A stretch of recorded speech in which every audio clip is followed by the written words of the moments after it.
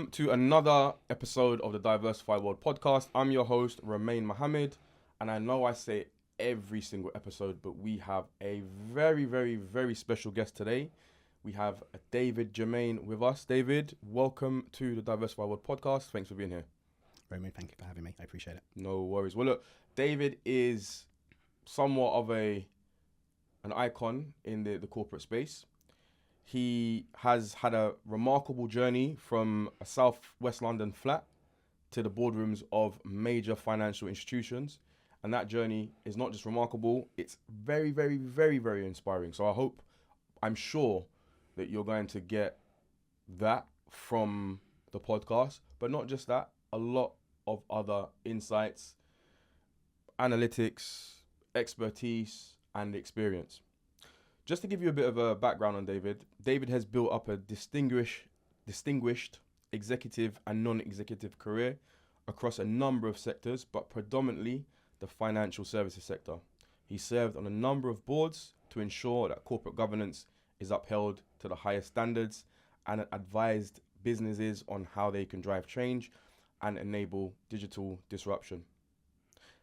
With Caribbean roots, just like mine, he has a commitment to giving back. David's path speaks to the strength of heritage as well as the importance of representation. In this conversation, we'll be exploring what it means to lead with intention, reflecting on aspects of class, identity, and the sacrifices that are made, often behind the scenes that we don't always see.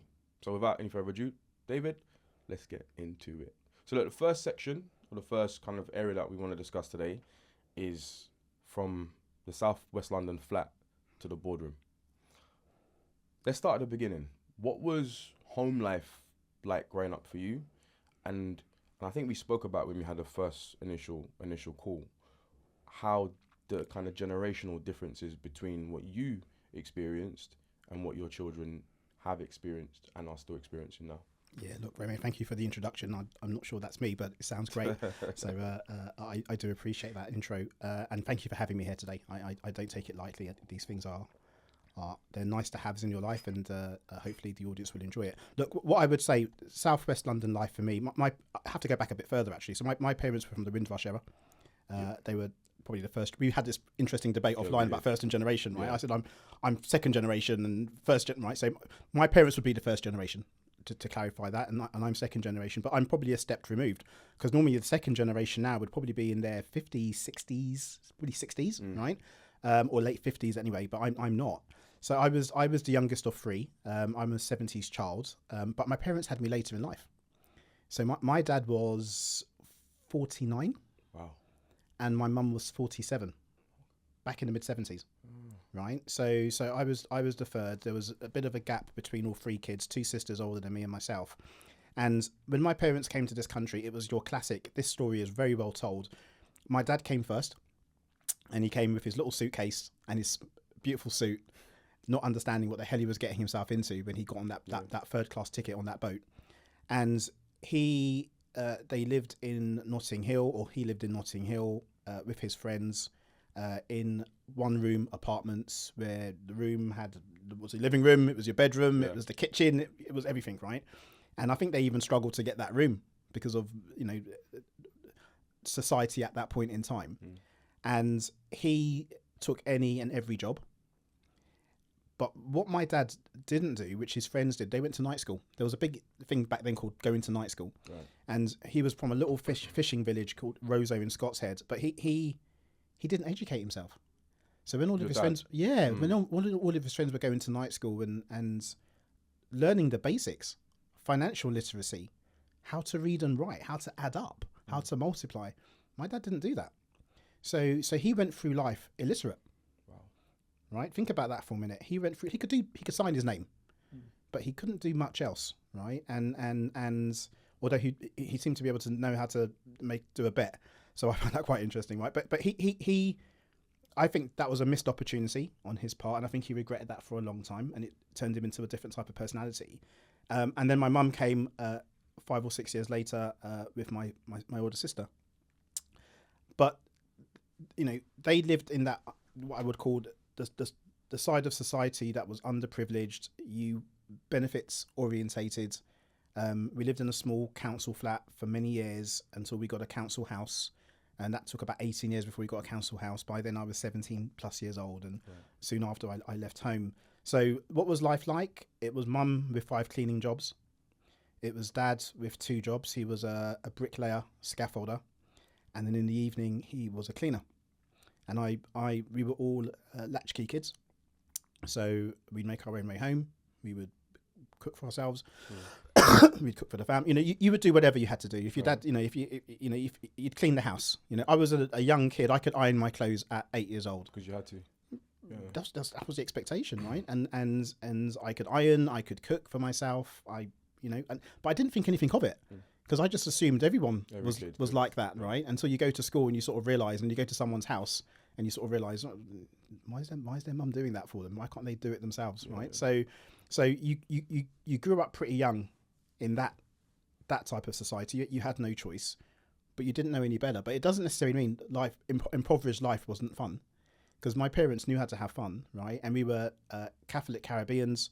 What's your background? Caribbean background? Whereabouts? Dominica. Dominica. Very small little island in the Windrush Islands, but it's a beautiful place if anyone's been. And strict Catholics, so we had to go to church every Sunday. The priest would always come around our house on a Sunday. He loved his West Indian food and he loved a glass of rum. And my dad used to always play music on a Sunday, which was amazing.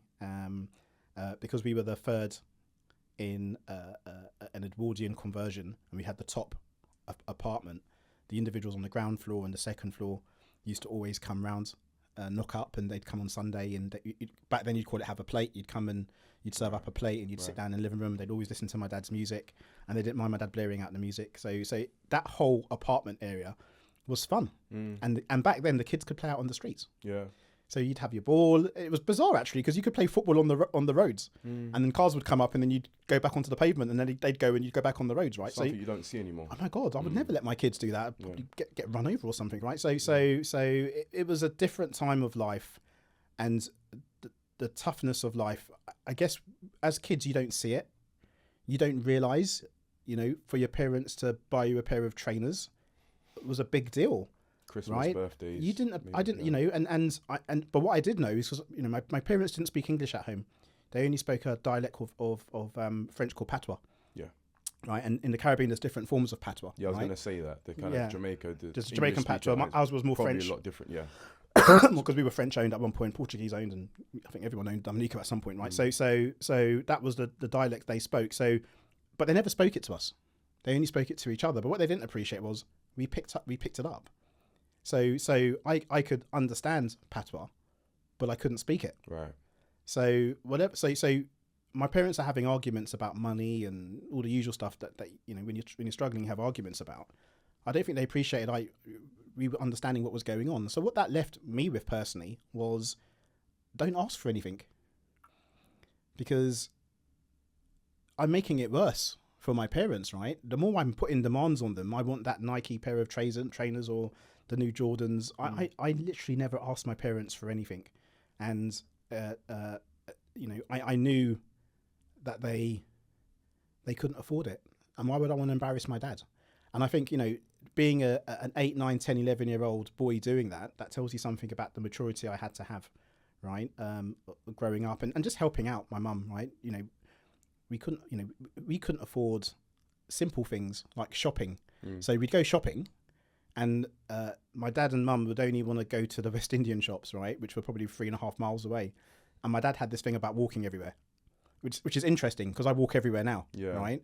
But he walked everywhere. But he used to make us walk back with these big bags of shopping. And if anyone remembers, back then there used to be these blue and white bags. I don't know if they still do them in the markets, right? They still do them? Don't think they do. But okay. I know the blue and white bag, yeah. You do the blue and white bags? Yeah. So we used to triple up these blue and white bags, because they used to be so brittle they used to fall apart, right? So you triple them up and you'd put your Caribbean food in them and your hard food. And I remember going to the shops with my dad, the open market stalls, and it was just vibrant with Caribbean people, but they'd always argue, right? It's just a Caribbean thing. They'd always argue about food, and it was too soft or it was over.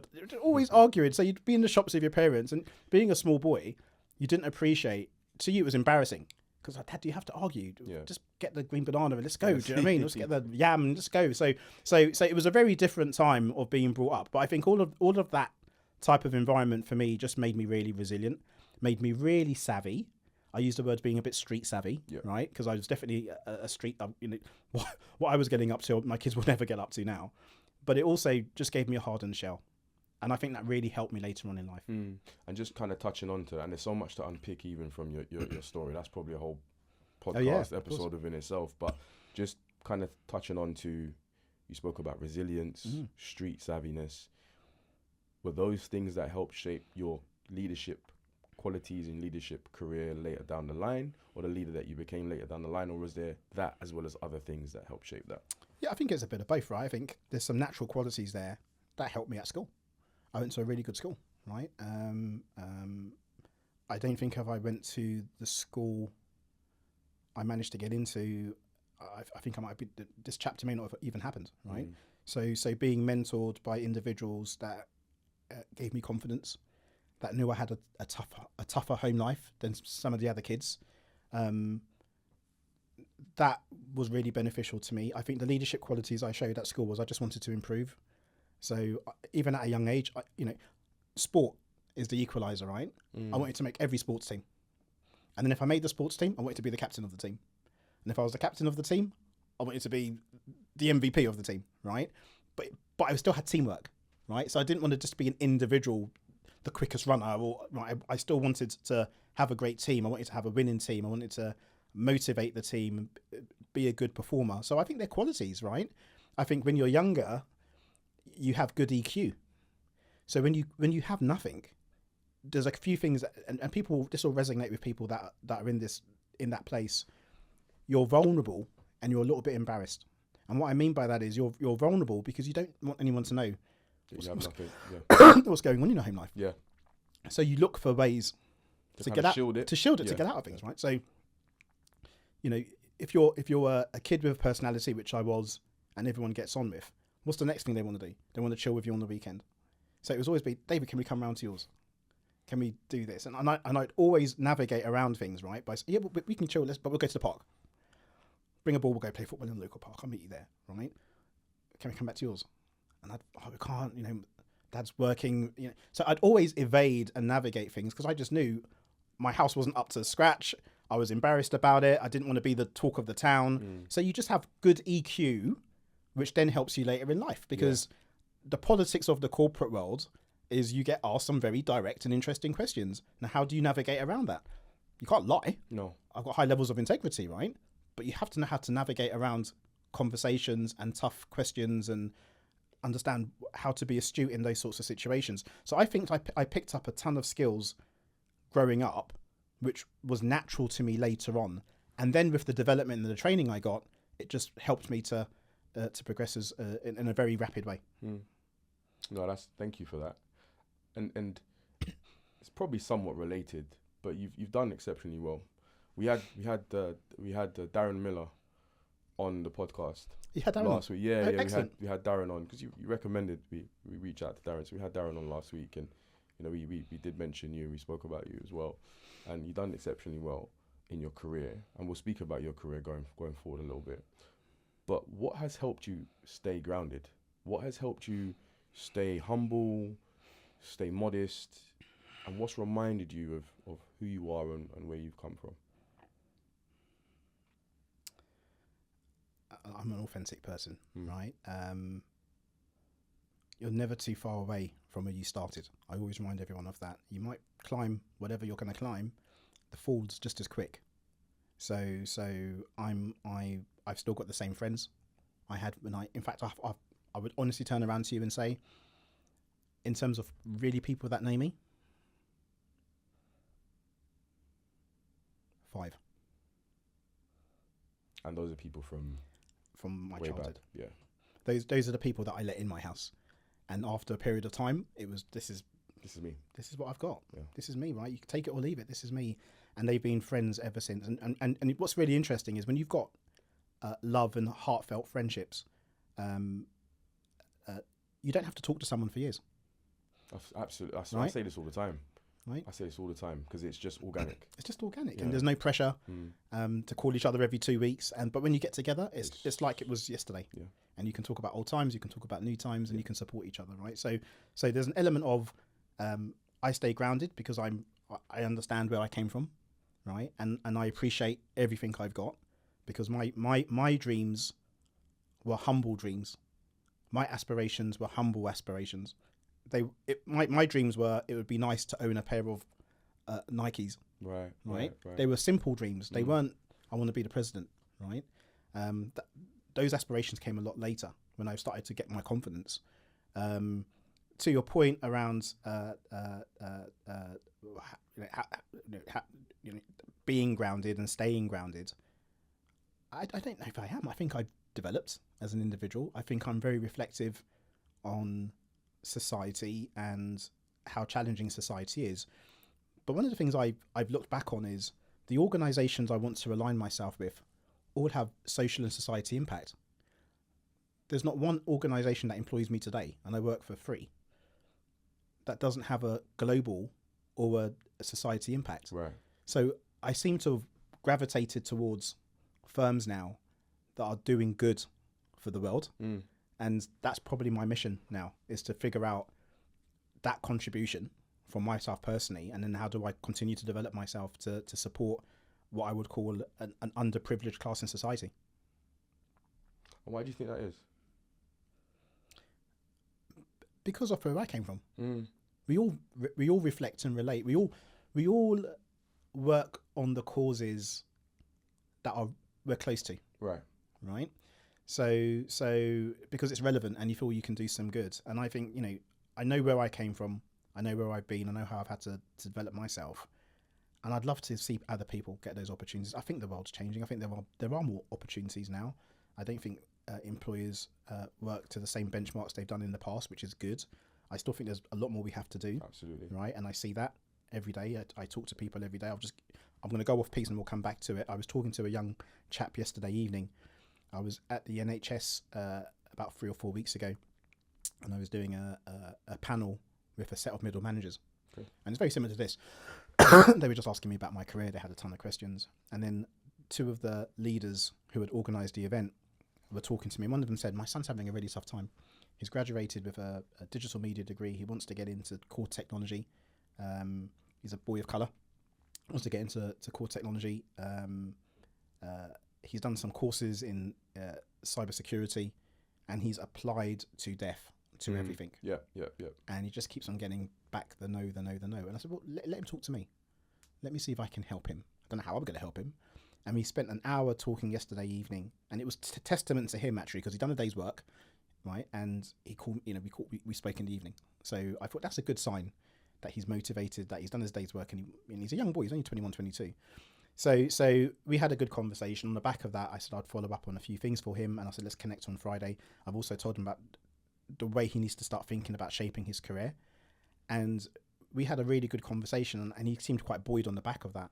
And I thought, I wonder how many other people you could help like that. Yeah, I'd have got the same. They just need a bit of structure. Even down to, I said to him, how do you apply for a job? Yeah, right. And you go to the portal. You're one of a million, right? There's different techniques and different ways you have to do that. And I could see the light. I could see the light bulb moment in his eyes, right? Yeah. And I could see him being really buoyed by it. And I just thought, if we could do that with more people, and help them, especially at that young age, because that's the age where you're so impressionable. You almost think, well, I'm doing all the right things, right? Went through statutory school processes, right? And the education system, did my degree. I've come out of university and I'm ready to go. And now no one's hiring me. And I'm even doing sandwich courses to continuously develop myself, and I'm still not getting hired. That does something to your confidence, right? Especially when you're young and impressionable. And especially if you're coming from a place where it's maybe underprivileged, maybe there's a lack of opportunities that you feel like you are good enough for, or that you are able to do.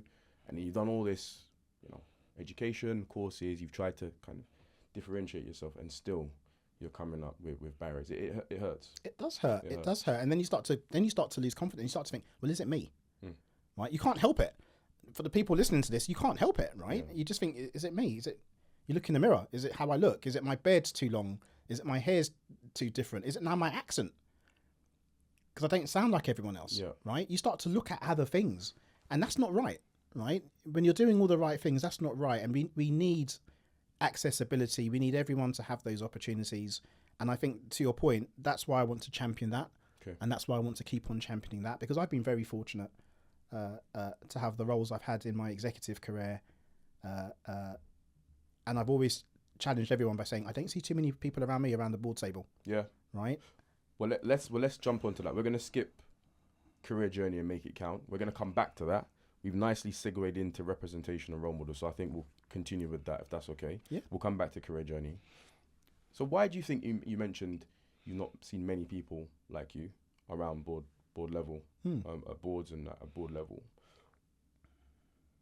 I think I know the answer, and I think some viewers may know the answer. But in your words, why do you think it's so powerful for not just young people, but all people to see someone like them in those senior C-suite positions, board level positions, at the highest echelons of society? Why is it so important? Can I ask you that question? and the reason why I'm saying that, right, is I've been there for 30 years. Yeah. Right? So I scratch my head still. And as into why it's so important. Well, why am I here? Right. I'm sitting around this table. I'm sitting in my office. I'm sitting around the board's table. Why am I here? Why isn't that person here? Or why isn't the next person here? Right? So I've been fortunate because I've been there for 3 decades.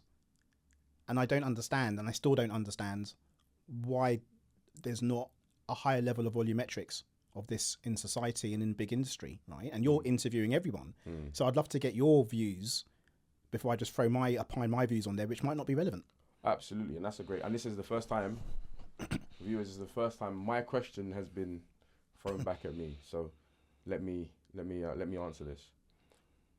Why is it so important? I think it's so important for example, for me to see people that look like me in those board positions, in those C-suite positions, because it shows me possibility. It shows me that it can be done. Okay, that's one of the first things. It shows me that someone, and I'll give this example. I'm a Manchester United fan. I grew up opposite the Tottenham. I'm sorry to hear that, by the way. That's fine. Who do you support? We're a Palace family. Palace. He's a Daniel, and Daniel's kind of doing this right now in the editing suite, guys. Daniel's a Palace fan as well. First time you've won something in. We're relevant. For now. So I'm a Man United fan. I know I've said it on air. It's not something to be proud of right now, but I remember being 7 years old and watching my first game. It was Manchester United. And I saw Andy Cole and Dwight York playing. And they were 2 black players that looked like me, to an extent, looked like me. And I remember thinking, wow, like, I was a young boy from Tottenham, underprivileged area, pretty much similar to Southwest London. And I remember thinking, wow, maybe I could be like them. Maybe I could play for the best club at the time in the world, treble winners. Maybe I could play for them, and maybe this could be my ticket out of places like Tottenham. Maybe this could be my route to social mobility, and that's why I support them. And when people say, "Oh, you're a glory hunter," etc., I say no. The reason why I support Manchester United as opposed to Tottenham or as opposed to any other team is because of those two. Maybe if I watched Arsenal, because who also had a number of black players at the time, I would have supported Arsenal, but I didn't watch Arsenal. It was Manchester United, and that's why I support them. And I think it's very, very similar. They gave me a viewpoint of what's possible, what could be possible if I apply myself and if I work hard and if I meet the right people and if I be the best that I could potentially be. Maybe I could get there, and that gave me a possibility. And I still remember that now. And that's the power of representation. And I think it's the same for people in those board level positions. Sports for me is a bit different. There's a question on sports and music coming up as well. We spoke about that on the call. I think black people and people of color are disproportionately overrepresented in the creative, in the sports industries and sports fields. So for you to be a footballer or an actor or a TV presenter, probably a bigger percentage than if you was to be a C-suite, NED, board level executive, serial, amazing high achieving person in a top investment bank, right? So for all those people who aren't the best footballer, or don't have a singing talent, or not an actor, what do you do then? Because not everyone can be those things, but there might be more people that can be a David Germain. So if we have a David Germain in those board level positions, it shows us that, actually, do you know what? He's there. So if he's there, maybe I can do it. What's so good about him that I can't replicate that? He's not Ronaldo. He's not Andy Cole. He doesn't have a birth talent at playing football or singing that I don't have. But if I apply myself as much as he's applied himself, maybe I can get there. So for me, it's that what I look for, and I think that is the power of representation and seeing people like us in those seats. Look, I think that's a really good articulation of the problem we're facing, but also how we bring up our kids as well. It's interesting, your dreams was football. Your dream wasn't to be the Prime Minister. No, because I didn't think I could be a Prime Minister. But you felt you could be the next Andy Cole. Yeah. Right? Yeah. Because the infrastructure was set up more for you to move to sport than it was for you to move to industry. Exactly. Right? Isn't that interesting? Right? That's exactly the issue that I'm talking about. Yeah. But look, I would say I'm no different, right? Different generations of footballers. I grew up in the John Barnes era. John Barnes, yeah, right? Legend, yeah. I grew up in the West Indian 80s cricket era, right? Where you get it, right? Yeah. Right. Brian Lara. I grew up in the rugby era when people like Jeremy Guscott was playing. So when I look at the sports I played, which was all rugby, cricket, football, a bit of tennis with people like Arthur Ashe, right? It was the minorities, and then your generations came along, and we had like Serena Williams, right? Yeah. We had really powerful, iconic individuals in the field of sports and arts as well. It's interesting when we talk about this. If we were in a different country, in a different culture, I don't think we'd be having the same conversation. Because I think if you go, I won't name some of those other countries, I think some of those other countries, accessibility is more open. Yeah. There's still prejudice and privilege there, but accessibility is more open, and then you do find more individuals, people of colour, in more what we would call iconistic roles outside of the arts. Definitely more in the sciences. There's a really good podcast on Black millionaires, right? And I would encourage, and you get to meet some amazing people. Is that here or? It's a US based podcast, and you get to meet some amazing people on inventors. Who'd that person come from? Never heard of them, right? Huge franchises, right? Industrialists, innovators, founders, across all spectrums and all fields, right? And I find that amazing because I have to watch that to remind myself they're out there, right? But then I look at the UK and I struggle a little bit. Although saying that though, I looked at the King's Honours recently, and there were some amazing people. Yeah, black people. Who was on the King's Honours? We had a chap from McKinsey partner. Okay. Who was on the King's Honours recently. Lord Willie announced him on his LinkedIn. Okay. We had a couple of fintech innovators. Nice. Right. And I looked at that and I thought, wow, there are individuals that are doing really well, and they're doing it by stealth. They're not marketing themselves. They're not making a big deal out of it. They're literally just doing their jobs and being recognised for doing their jobs. Yeah. Now, what they need to do, and I'm sure they are doing it, they're just doing it by stealth, is creating accessibility. Because if you've managed to open the door for yourself, can you leave it open, please? And invite people to come through. Yeah, invite everyone. Don't just close it. Don't just say, well, that was for me, right? Invite people, and if they're asking you and trying to get you on social platforms and talk to you, try and find a little bit of time in your life to respond. I respond to everyone, right, as best I can, and there's no secret sauce, there's no easy options. It's just a process of hard work and creating opportunities for yourself and looking for people that will support you with your career. But I do agree with you.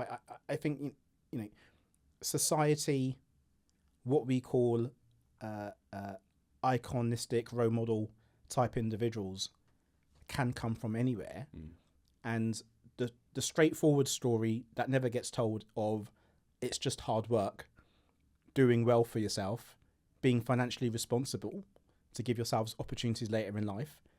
There's, the great story for me is someone who's worked hard, got a lovely family, enjoying family life, working hard, building their career, and having whatever their extracurricular activities are. Is there anything wrong with that story? No. But is that person ever going to get put in the headlines? And this is for the wrong reasons, right? But is that person ever going to get put in the headlines? Because it feels a bit boring, doesn't it?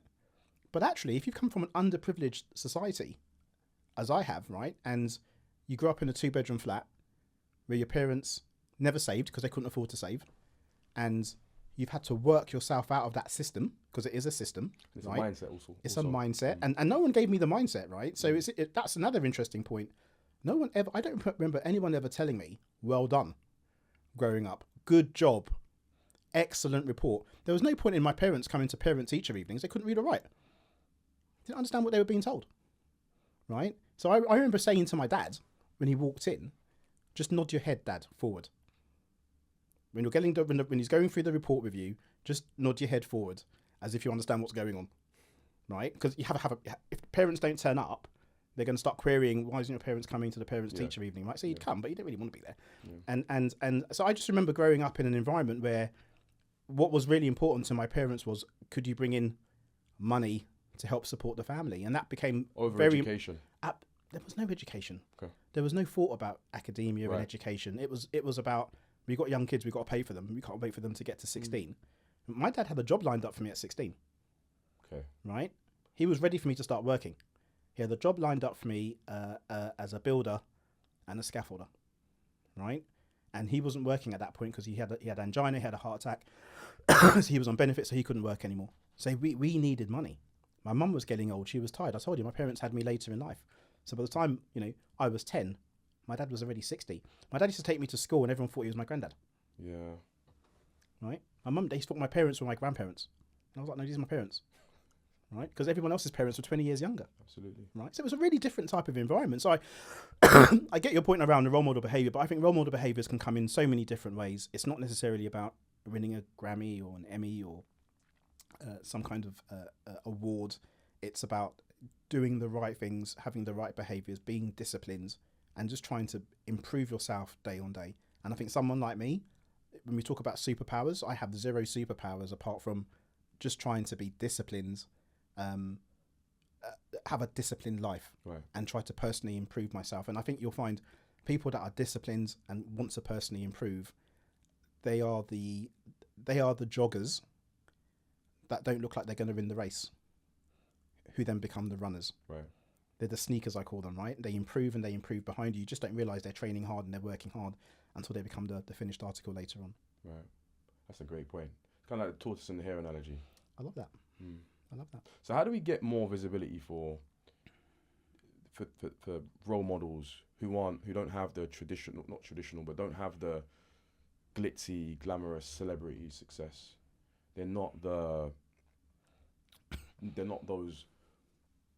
quintessential people or viewpoints of what success should look like or has to look like. How do we get those stories of those fintech founders, those people that are on the honor list, that have been working in stealth mode, as you mentioned, but actually those are the people that it's not easier, but it's more likely to replicate their success than it is to replicate the glitzy glamour success? How do we get more visibility for those kind of role models? I think it's exposure. I think it's this. I love these formats. I wish 20 years ago if we had individuals like you that were industrious enough to want to do it. I think giving them a format, allowing them to tell their story, showcase their skills, showcase their organisations. I think the more of that we do, the more people start to relate to what's going on. But the more you give people opportunity, because you start to think, is that how they done it? I remember one, I don't know what Darren, I remember one lady who I met who was a lawyer, and she hadn't made partner for 7 years. I might have got it wrong, might be 5 years, but she hadn't made partner for 7 years or some long tenured period, to the point where she thought, I don't think I'm going to make partner, right? And she had a business selling vegan hair products. And what was really interesting was she didn't really understand how to. She always sold out. She had a car boot sale business, and every weekend she'd sell out. She'd go for her young daughter. She would sell out all these products. So it was clearly an opportunity there, and she decided to give that a go. And she had to build up sort of the marketing and commercial skills to the point where she got VC backing for her business, which is worth well over 100 million. Wow. Right, and someone I want you to meet. I won't name her on this podcast, but I'll speak to her if she wants to do this podcast. Right, that'd be great. Yeah. Right, but her story is just amazing. Single mother, worked hard all her life, academically bright. Went to a very good law firm, climbed to a certain point, couldn't climb any further. Had other interests, and her other interest became her main opportunity, which she never thought it was. She just thought it was a bit of fun on the weekend, and that's now worth a hell of a lot of money, right? And she, amazing individual. But she could be in Starbucks now having a coffee, sitting there. Never know. You would never know, right? Doesn't walk around, telling her story to everyone. Doesn't act in a different way. A bit like me, just put my rucksack on and off I go, right? And I love that, because I think people need to know that you can do well. You don't have to gloat about it. You don't have to throw it down everyone else's throats, right? You just, the humility and being humble and having this hard-working ethic and industriousness. I love that. Yeah. And I think that's a great point about that humility and that modesty and that staying under the radar, if that's what you want, right? But this is another question. This is not on script, okay? So, excuse me. Do you feel that there is a social responsibility, or a responsibility, whether it's ethical, moral, social, but do you feel like there's a responsibility on you and people that, like this lady that you were speaking about, who have been successful, to not stay under the radar, to not do stealth mode? Because like we mentioned about the anecdote about the door being open and bringing people forward, because if you do stay under the radar,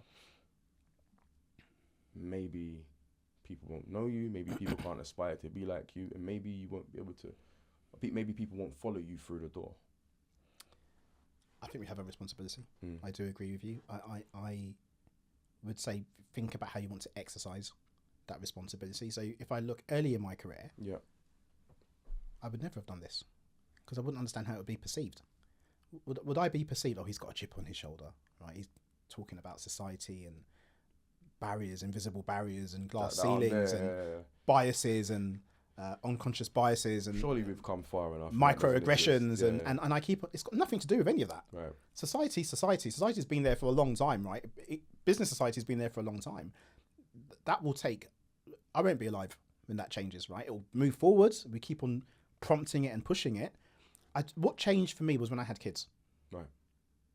Right? If I'm being honest with you, what changed for me was when I had kids. And I thought, what am I doing to help my kids? Because they're going to, if these are the problems I'm still seeing, and I'm in a leadership role, and I'm looking at the metrics of an organization, and I can see ethnic minorities still not moving up the ladder. We might be recruiting more, but when they get to a certain level, it seems to plateau, right? What am I doing to help that? And they're going to come through industry unless they become entrepreneurs, and I would encourage that, right? I don't think corporate society is for everyone, right? I have to do more, and I have to represent, and I have to be open, and I have to have good dialogue, and I need to make sure the organisations I work for have the right frameworks in place, the right recruitment partners in place, the right communities in place, accessibility, good discussions about it. Let's not run away from the conversation, and let's have good, respectful debates around what we should be doing in this D&I space. And I think I'm very fortunate. The organisations I've worked for and I continue to work for all represent really well. And it's conversations we have even through the point of an interview process. I talk about it, right? Where are we with this? What are we doing about it? How do we keep the conversation alive, right? So agree with you. We need to do more. Everyone should put their arms up to do what they believe is right. And it can come out in different ways. I'm not necessarily saying, you have to be loud and proud, and, Yeah. but there's different communities you can champion. Right. There's different communities you can sponsor. You can do some of the stuff I do, which is you're just talking to individuals who are making that first step in their career and helping them, right? There's plenty of organizations where you can be a coach and mentor to the younger generation, and they need that. And no one's going to be skeptical and turn around and say, oh, he's an old man. What does he know? Of course. We all came through something, and there's commonality there. And if you can learn through some of my stories, and I can help you with connections or help you to think about how you need to present yourself in a more commercial environment, that's got to be beneficial. Absolutely. And just kind of back in track to a bit of a backtrack to your career journey. Then you mentioned about your children, and they were a turning point in your life. In terms of a turning point in your career, what does that look like? Have you had a turn, or what were some of the turning points in your career? Yeah, look, the two main turning points, one good and one bad, actually. The good turning point was when I met my first black leader 10 years into my career. In fact, I met two black leaders. One I'm actually taking for lunch next week. Nice. And there was some magazine cover done on me, and he saw it on LinkedIn, and he reached out to me, and we hadn't spoken probably for 15 years. Can you say who they are? I won't say who he is because he may not want me to. Okay. But he should come on this podcast as well. Please, yeah, please, so I'll speak to him about that. And what an amazing individual. And he was one of two people that really helped me as a young black man in my career, and seeing them both in leadership roles. And they helped me in a pushing, guiding way. It wasn't take me to one side. What are you doing, David? You need to do all of these things. It was more, they could see I had no confidence. They could see I was a little bit lost in the work environment. They could see I was very young compared to everyone else in that environment, right? And they just coached and guided me, right? And one did that. The other one made some huge leaps with me, and in terms of challenging my thinking, asking me to be more rugged as an individual, not take things to heart. He could see when I made mistakes. I was your classic, make a mistake, felt like I was a bit inferior to the other people around me, and couldn't wait for lunchtime, because back then you took your lunch, right? And I would literally look at the time, couldn't wait for it to get to 12 o'clock, and just wanted to get out of the office for an hour, go and walk the streets and compose myself to come back in. And he would say, David, we all make mistakes. Don't worry about it. You don't think those other guys make mistakes around you, right? And he would give me books to read. And this is going to sound really bizarre. The biggest thing he did for me was every day, because back then we had to go to work, we had to sit in the office, right? There was no working from home. Yeah. He would come in the morning, and he'd walk. I think he did it deliberately. I don't know, but I think he did it deliberately. He'd walk past my desk and give me a big smile. Didn't say good morning, but I knew it was a good morning. And he'd walk past my desk every day and give me a big smile. That was huge for me, being such a young black man in the working environment. I was probably the youngest there, right? So it was little things like that aren't big. It's not go and do the Prince 2 course, right? Go and do it was nothing to do with that. It was just building up these little resilient elements of me in the work environment, helping me to understand, be more confident. You can be more confident in this environment, right? If you've got an opinion, say it. Back then I wouldn't say anything. So my appraisals always came back the same. Middle of the road type guy doesn't really say a lot, right? And is that to be safe? Was you trying to be safe? I just wanted to keep my head down. Right. I just wanted to keep my head down, right? So I was happy to be in employment. I thought I'm in employment. I'm making money. I'm helping my family. I don't want to rock the boat, right? And later, that's when I started to have a voice, and that's when I wouldn't say I rocked the boat, but I was happy to have an opinion. But as well as I do, how that can be perceived sometimes, right? Unless you've got the credibility behind you. So that was one area which I thought was a huge positive in my life. The second, which wasn't such a huge positive, was how you present yourself, right? I'm not the smallest, but back then I was even bigger than I am now, and I used to play rugby, and I remember being quite a big lad. And I had dreadlocks down to my shoulders in a ponytail. And I always tell this story because I still find it today how bizarre this process was. I went for an interview with a bank, and I had 18 interviews The interview process should have been 8. And I had 18 interviews. And I said to the search firm, I hope the other candidates, it was for a really senior role, right? I hope the other candidates are having similar experience to me, which they keep on wanting to go back. And I remember I didn't get the role. Surprise, surprise, right? And I remember my partner, who's my wife now, she said to me at the time, you know why you're struggling? She went, it's how you look. And what do you mean? She went, I'm telling you, she worked for a bank. She said, you got to cut that. You got to have to get rid of your hair, change your appearance a little bit, right? She went, you're articulate, you come across really well. But she went, if you just look at you, you just look big and a bit aggressive, right? And it's not your fault, but right? So, and I was quite spontaneous at the time. So we were having this conversation in my bedroom because we lived with my mum, and I had a mirror above. I had quite a big room. I had a mirror above the sofa, and I remember getting a chair, and I said to her, "Cut them off." Literally finished the conversation, got the chair, sat in front of the mirror. I said, "Cut them off." So she went, "You sure?" I went, "Cut them off," and she cut off all my locks, and then I went to the barber's same day, and I said, "Shave my hair off." Wow. And the next interview, surprise, surprise, You got the role. I got the role. Wow. And I never forget that, because I just think, you know what? There's no difference. I'm the same person I was yesterday. I just look a little bit different, right? The suit is the same suit I wore to the last interview. I just look a little bit different. And I still think we have some of those prejudices in society. Oh, absolutely. And I was going to ask you, I'm not sure how long ago that was. Oh, that was over 20 years ago. Has it changed? It has for me. No, for because you. I don't hire on that. No. But yeah. But in terms of your, young person, 20, 21, 25, going into it for an interview, has that perception of the way you look, or if you don't look like the status quo, or you don't look like what society defines as success or corporate, then people are reticent about giving you an opportunity or hiring you? Well, look, I would say to you this, right? When you go for an interview, there's normally, if you do interview training, it normally tells you to do certain things. Posture, eye contact, shake someone's hand in the room, have a smile on your face, right? Be poised, take your time with your responses, right? It also tells you what to wear and how to dress, right? Now you can buy a suit, but your facial appearance is your facial appearance. Absolutely.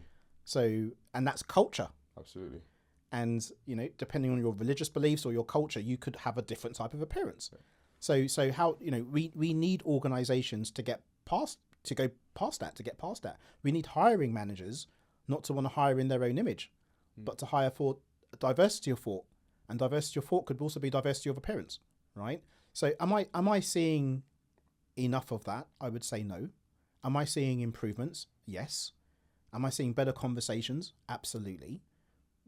But it's the way I always describe it to everyone, the change is really taking effect when you don't have those communities anymore, right? If the communities aren't there, and we're agnostically just doing all the right things, and people are just having good social interactions, and everything is open and balanced and fair, why then do you have to have community representation to lobby and present it's not fair?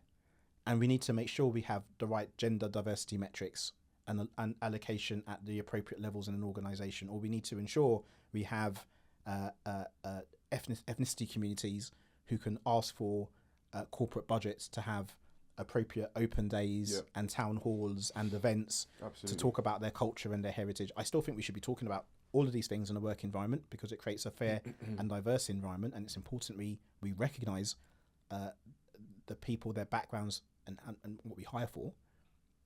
But you've turned the corner in these things when those societies aren't necessarily as verbose, as boisterous, because society has changed. Yeah. And I think we're a long way off from that. Absolutely. And that's the question I was going to ask. It's completely off script, another question, but it just speaks to some of the things that you were saying just then. We've seen a recent pushback, silence, a censorship of EDI, DEI, whatever acronym you want to use. And that has been pushed from kind of across the border, on the other side of the pond, and we're seeing we're feeling it here, ripple effects of here. And one could argue that even before the president, Mr. Trump, before his views and his points on DEI, there's been a pushback even before that. Okay, what's your views on this? What's your views on this silencing, this pushback, this divestment, it's kind of like a dirty word now, yeah? What does that mean for the progress on equity, on inclusion? What does it mean for the progress on situations like you were in 20 years ago, where your appearance was the thing that stopped you and prevented you from getting a role? Look, I think that's a great question, and I think there's two aspects to it. There's the commercial aspect to it, where you have a country, a state, who are saying that we want to work with organisations that aren't progressing those metrics anymore. So individuals are responding to that from a commercial perspective. You have individuals that are just going to carry on. To your point, they're just going to carry on. Nothing's going to change, and they may not necessarily post on their media sites a response to the US views on these things, but they will just carry on with their programs as they have done before. I think the key is, it's okay if you choose not to want to have in your organization metrics a set of diversity metrics. Right. I think that's okay, right? But don't remove the programs. That's what I'm looking for, right? So if you're removing the programs, if you're spending less CSR budget on the programs you had in previous years, that's not good, right? And what we have seen is a lot of diversity leadership roles move away from big organizations now. Yeah. I think that's a real shame, right? If the programs have moved away as well, I think that's even what message are we sending out, right? And then the reason why those metrics were there is we just want to measure there is improvement. If you don't have those metrics right now in society, how do you measure things are changing for the better, right? Different voices, different colours, different creeds are getting into more prominent roles through the right systematic processes that you're putting in place to encourage them to apply for these roles. So I'm not going to be I'm not going to pour a dim view on what's going on right now. What I'm looking for is, what are those systematic programs and processes that are in place? Are they still there? And if they're still there, that's okay. We can keep on working on some of the other things. If all of that's been taken away, what are we now doing? Because your point around regressing, are we regressing? Are we now saying it's not, we're not going to give people from different society classes the same opportunities? I always say to everyone, I can't do anything about how I was born, how I was brought up. There's a certain part of that I can't do anything about.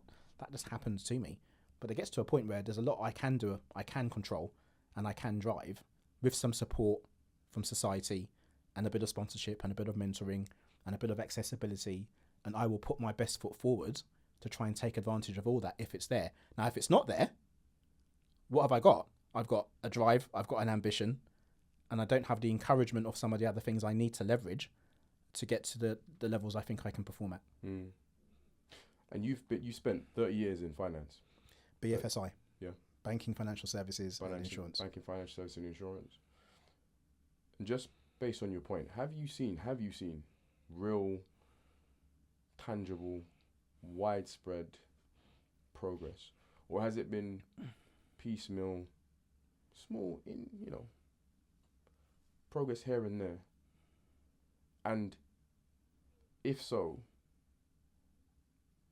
what still feels stuck? Where and how, as a big question, and where and how do we move forward in this current climate?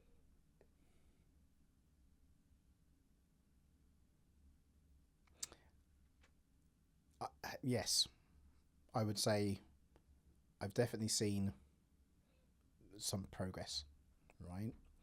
And I think some of the personnel practices and individual practices that I grew up with would not be tolerated now, which is good, right? Yeah. I would not want people to have to go through some of the biases and bigotry that I saw many, many years ago, which is why I said to you, keep your head down, right? I think in modern society, you raise a grievance now in the work environment, right? You raise a complaint. Back then, you wouldn't raise a complaint because you'd raise a complaint and you'd probably lose your job, right? So there's definitely an element of a more neutral, fair, balanced view on concerns with employers. So that's a positive.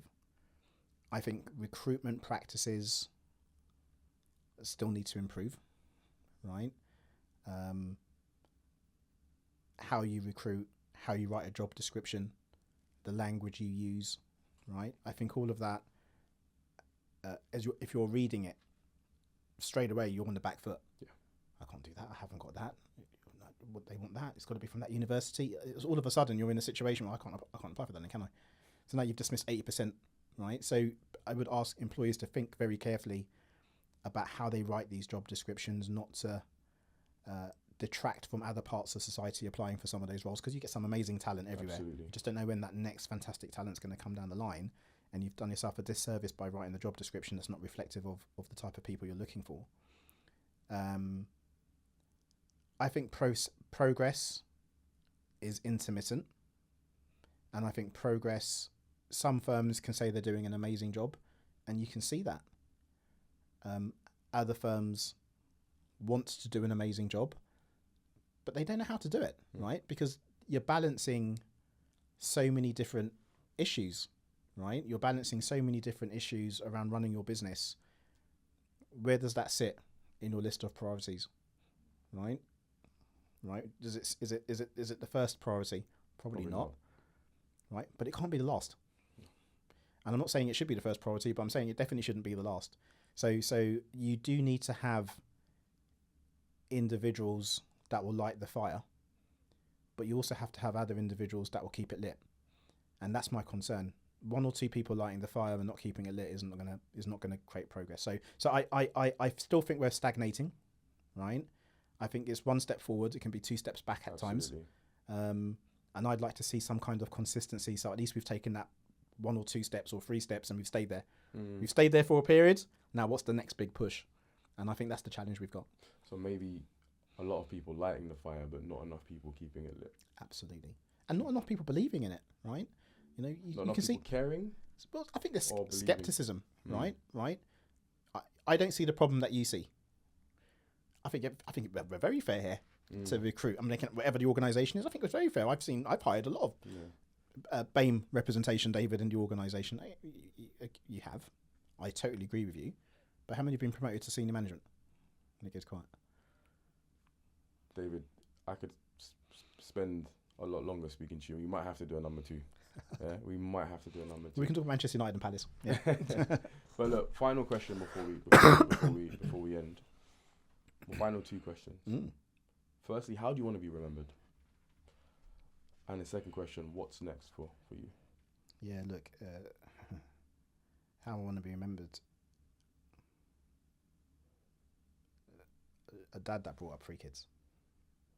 And 3 kids that tried to do good for society.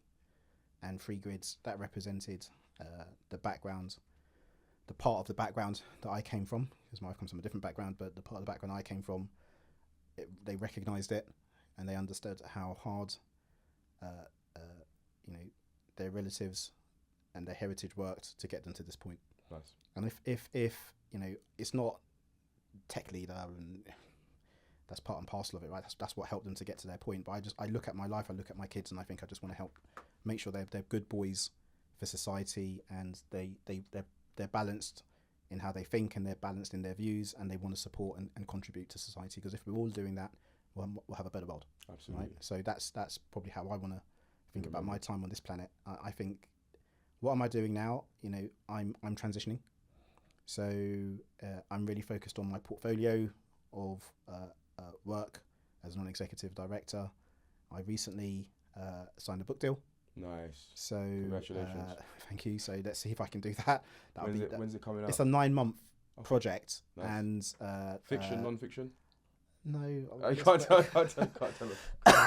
But I've never done that before. Cool. So I think it'll be great for me to do that. And then I'm just above doing the commercial space. I'll continue to coach and guide as best I can. I might do an executive coaching qualification because I think that would be quite helpful. So it's not just the practical experience of David, but I can offer something in a more structured way, and then try and keep myself balanced. Nice. Health, well-being, I think that's just as important. I'd love to, want to grow old and see my grandkids, and absolutely. And I'll try and be as balanced as I can, and let's see where the world takes me after that. Perfect. Well, look, David, thank you for your time. Really really enjoyed the conversation, and yeah, let's keep the conversation going. Thank you for having me. I appreciate it. Take care. Thank you. Thank you.